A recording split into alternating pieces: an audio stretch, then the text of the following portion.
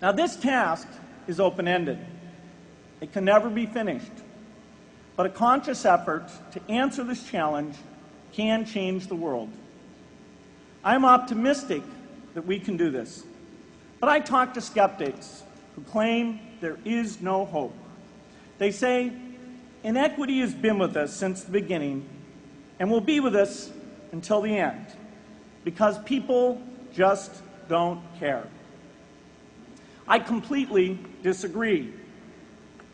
I believe we have more caring than we know what to do with. All of us here in this yard, at one time or another, have seen human tragedies that broke our heart. And yet we did nothing, not because we didn't care, but because we didn't know what to do. If we had known how to help, we would have acted. The barrier to change is not too little caring. It is too much complexity. To turn caring into action, we need to see a problem, see a solution, and see the impact. But complexity blocks all three steps.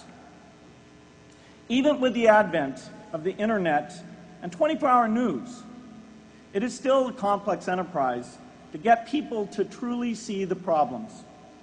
When an airplane crashes, officials immediately call a press conference.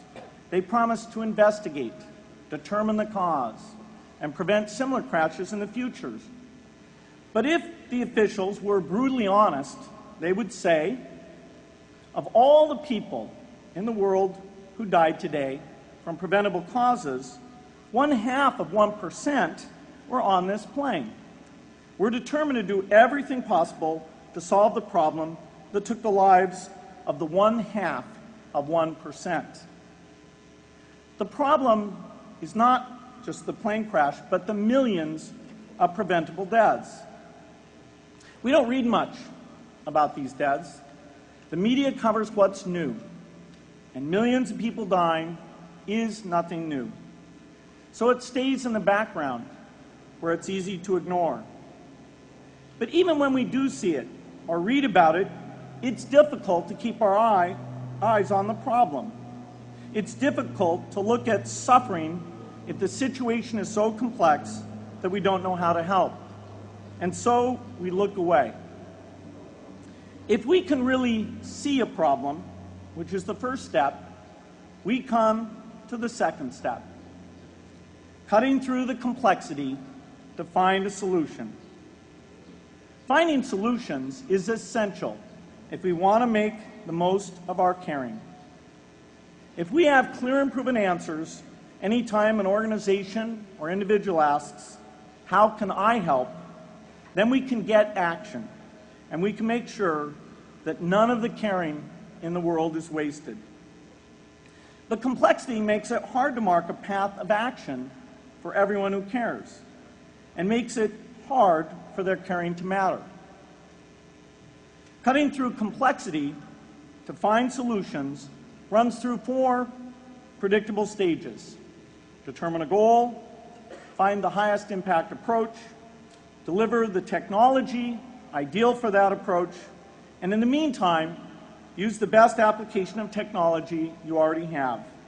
Whether it's something sophisticated like a new drug or something simple like a bed net. The AIDS epidemic offers an example. The broad goal, of course, is to end the disease. The highest leverage approach is prevention. The ideal technology would be a vaccine that gives lifelong immunity with a single dose. So governments, drug companies, and foundations are funding vaccine research. But their work is likely to take more than a decade. So in the meantime, we have to work with what we have in hand, and the best prevention approach we have now is getting people to avoid risky behavior. Pursuing that goal starts the 4-step cycle again. This is the pattern. The crucial thing is to never stop thinking and working, and never do what we did with malaria and tuberculosis in the 20th century, which is to surrender to complexity and quit. The final step, after seeing the problem and finding an approach, is to measure the impact of the work and to share that, success or failure, so that others can learn from the efforts. You have to have the statistics, of course. You have to be able to show, for example, that a program is vaccinating millions more children.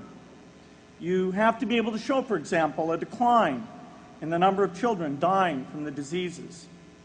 This is essential not just to improve the program, but also to help draw more investment from business and government. But if you want to inspire people to participate, you have to show more than numbers. You have to convey the human impact of the work so people can feel what saving a life means to the families affected